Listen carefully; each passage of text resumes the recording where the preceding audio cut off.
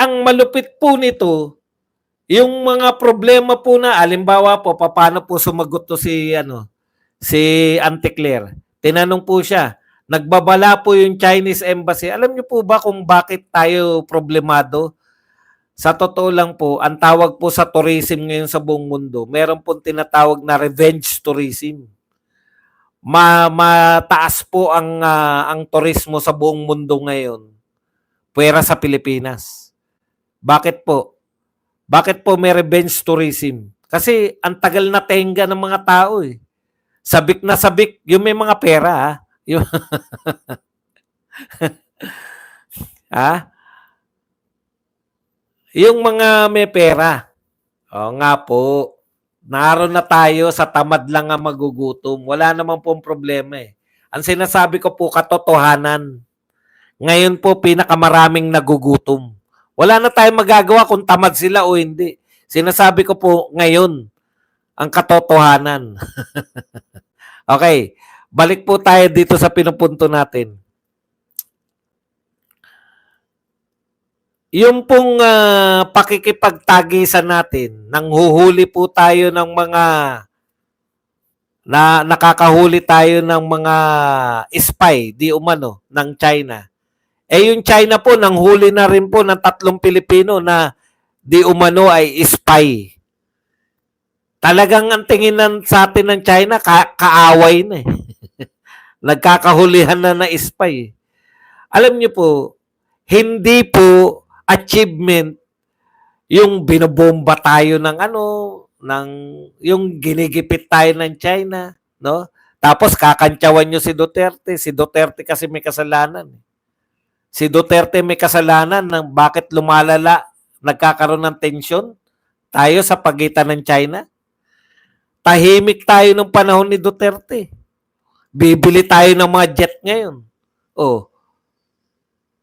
Saan sa tingin nyo kukunin yung pambili niyan? May pera ba tayong pambili? Malacanang travel advisory ng Chinese Embassy tungkol sa Pilipinas. Nasasabi nila ito dahil sa Pogo. Ang gustong palabasin ni Auntie Claire, yung Pogo, ay sponsored ng China. Sa totoo lang po, Auntie Claire, kung ikaw ay hindi mo niloloko yung mga tao o hindi mo niloloko yung sarili mo kasama ng mga Pilipino, alam mo na ayaw ng China ng Pogo. Kaya nga sila nag-ibang bansa eh. Kaya nga sila kaya nga sila naging Pogo eh. Dahil ayaw ng China yung sugal dun sa kanila. Kaya dumayo dito nagtayo ng mga Pogo. Pero ang mga manunugal nila ay mga inchik pa rin, mga Chinese citizen pa rin, no? Dahil ayaw nga ng China. Ang layo naman ng mga sagot mo, Auntie Claire. Tinatanong ka, ano masasabi dun sa advisory ng Chinese Embassy? Malaki po epekto niyan. Tignan nyo po, nung panahon po ni Pangulong Duterte, pinakamalaki po, kung hindi ako nagkakamali sila nangunguna o pangalawa sa pinakamaraming turistang nagpupunta sa Pilipinas. Hindi po ako sigurado sa figure kung una sila o pangalawa yung China, yung mga Chinese. Ngayon po, wala po. Yung mga advisory na ganyan, sinusunod po ng mga Chinese yan. Oo, ako na mali. Pero magbasa ka. Hindi mo ba naisip yun? Kung gusto ng China yung pasugalan, bakit pa sila dadayo dito? At magdadala ng mga incheck para dito mag-operate? Ako po, hindi po ako pro-China. Kinukundin ako ang ginagawa nila dyan sa South China Sea. O bakit South China Sea na dapat? Yung presidente po natin, pag ang kaharap po mga Amerikano, South China Sea po ang tawag, hindi po West Philippine Sea. Narial to kayo, no? West Philippine Sea kayo ng West Philippine Sea. Pagkausap ni BBM yung mga Amerikano, South China Sea ang sinasabi ni BBM. Conscious ba yun? Opo. Sa tingin ko. Hindi po pagkakamali yun. O ano kayo ngayon?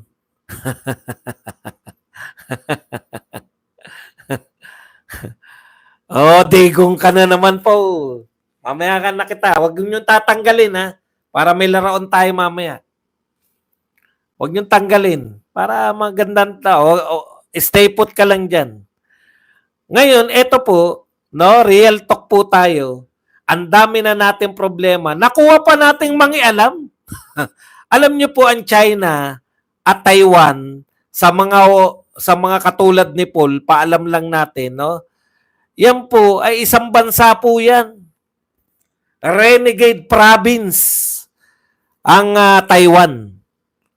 In fact, si Chiang Kai-shek na pinuno ng Taiwan, nagtayo ng Taiwan, ay tumakas po sa China nung nagrevolusyon si Mao Zedong. Diyan po siya nagpunta. Diyan niya po inilagak yung kanyang gobyerno. Kaya po nagkaroon ng Taiwan kung hindi nyo pa po alam. Okay.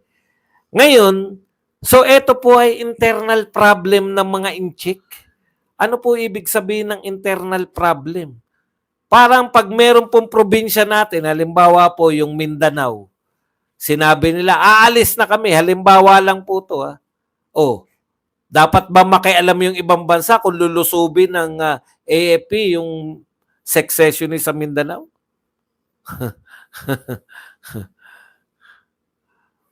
Oh, isa pa yan. One China policy tayo. Kasi nga po, kinakailangan magkaroon ng One China policy dahil kiniklaim noon ng Taiwan na sila yung China. In fact, ang official na pangalan nila noon, Republic of China. Kaya sila Mao Zedong, People's Republic of China. Kung dalawa ang China, aba sabi na UN, teka muna, hindi po pwedeng dalawa ang China. Dapat may kilalanin tayong isang China. Yan po yung kinilala, PROC. At tayo po ay kinikilala natin yung People's Republic of China bilang China. Okay. So, ito po. Ang sinabi po ni Bronner, do not be content with securing just the Northern Hemisphere up to Mabulis Island. Start planning for actions in case there is an invasion of Taiwan. If something happens to Taiwan, inevitably we will be involved. Sabi po yan ng Chief of Staff, pag may nangyari raw sa Taiwan, ay mai-involve daw ang Pilipinas. Grabe naman kayo po. Bakit nyo i-involve ang Pilipinas? Internal problem po nila yan. Sila po ang may problema, mga inchik po yan. Bakit tayo makikialam dyan? Kung gusto nang bawiin ng China yung Taiwan, problema nila yun. Kanila yun eh. Kung gusto mag-resist ng China, ng Taiwan, problema nila yun. Dapat ba may makialam sa atin? Nung bang may nagsabi na yung Mindanao ay hiwalay namin nung 1970s, may secessionist movement sa Mindanao. Dapat ba makialam yung ibang bansa sa atin?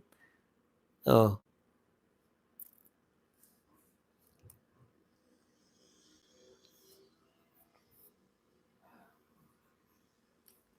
Kung may Pinoy po, totoo naman yan, may Pinoy po doon. Kung may Pinoy po sa ibang bansa, AFP po ba ang nakikialam? Sa tingin nyo ba sa Taiwan pinakamaraming Pilipino? Saan po pinakamaraming Pilipino sa palagay ninyo? Sa US. Di po ba? Nagsasalita po ba yung AFP tungkol po sa immigration policy ng US?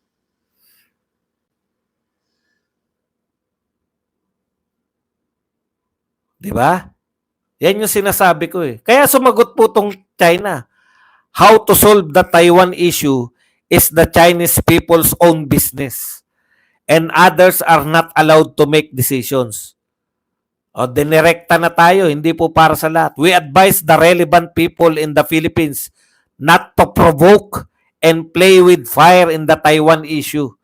Those who play with fire will get burned. Alam niyo po, ang tatapang po natin magsalita eh. General Bronner, papaalala ko lang po sa inyo. Diyan po sa South China Sea. South China Sea na po itawag natin kasi yung presidente South China Sea tinatawag eh. Tinapos na po ni BBM yung issue ng West Philippine Sea at South China Sea. South China Sea na po ang ginagamit niya. Okay. Diyan po sa issue ng South China Sea, paliwanag lang po natin dito sa mga to. No?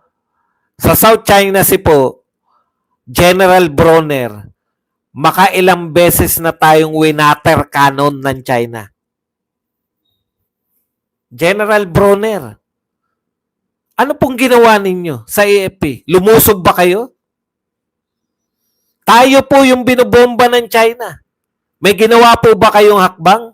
O nagsalita ba man lang kayo?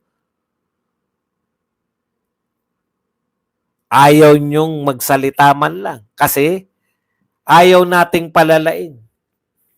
Pinoproject lang natin, inaapi tayo. Hindi tayo lumalaban. Bakit? Pag lulusubin yung Taiwan, makikialam tayo?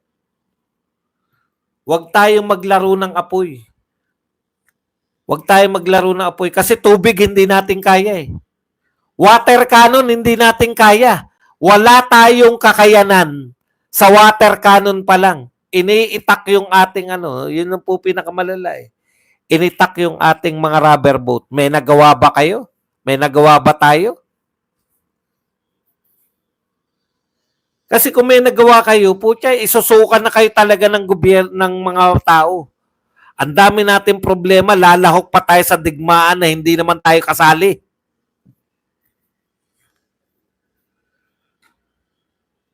Hayaan po natin niya sa mga inchik. Sasabihin nyo, pro-China ka kasi. Utot nyo. Kinukundin ako yung mga pagwa-water cannon. May pro-China bang kinukundin na yung China? Pro-Pilipino ako.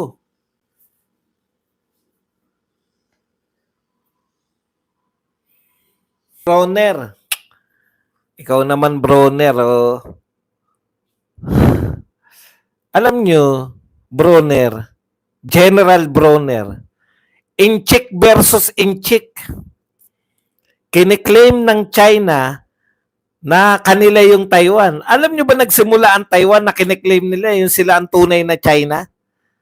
Kaya nga nagkaroon ng one China policy sa mga hindi po nakakaalam ha. Ito po ang pinaka-istorya niyan. Si Chiang Kai-shek po, ang presidente ng China noon, nung nagrevolusyon si Mao Zedong. Napalayas nila, tumakas po si Chiang Kai-shek na presidente ng China, nagpunta po ng Taiwan. Kiniklaim nila na in exile lang. No? Hindi po nila sinabi na separate yun agad. Yung Taiwan. Ganun po yan. Kaya sila sinasabi nila, kami yung tunay na China. Sabi nila Chiang Kai-shek, sabi ni Mao Zedong, kami yung tunay na China. Kaya para hindi po malito, meron pong one China policy. Kinikilala po nila na isa lang sila. Bakit nyo pakikialaman? Bakit tayo makikialam sa Chinese problem? Internal problem nila yan. Huwag po niyong pakialaman yung internal problem. Natutuwa ako sa inyo, no? Kahit hindi sila, ang dami niyong binabanggit na vlogger, no? Na mga pangalan ng vlogger na BBM. Kahit hindi sila yung tinutukoy ko, ibig sabihin, isa lang ang forma nila. Bakit? Wala silang distinction sa bawat isa. Ako po, pag dinescribe ako, alam kagad na si Badong, magpakape naman kayo. Wala pong ibang ganun. Si Badong lang. O kung ano man yung sinasabi ko. Di ba? Kayo po, ang dami nyo sinabing pangalan ng vlogger. Hindi po yan ang tinutukoy ko. Pero nakita nyo po, yung diferensya. Ganun po yung isa lang ang forma nila. Naggagayahan lang ng forma. Kaya pare-pareho eh. Okay. Bronner, Pag binobomba tayo ng water cannon, wala tayong magawa. Makikialam ka pa dyan sa gera? Kung maggera man sila, usapin po ng mga inchik yan. Huwag na tayong makialam.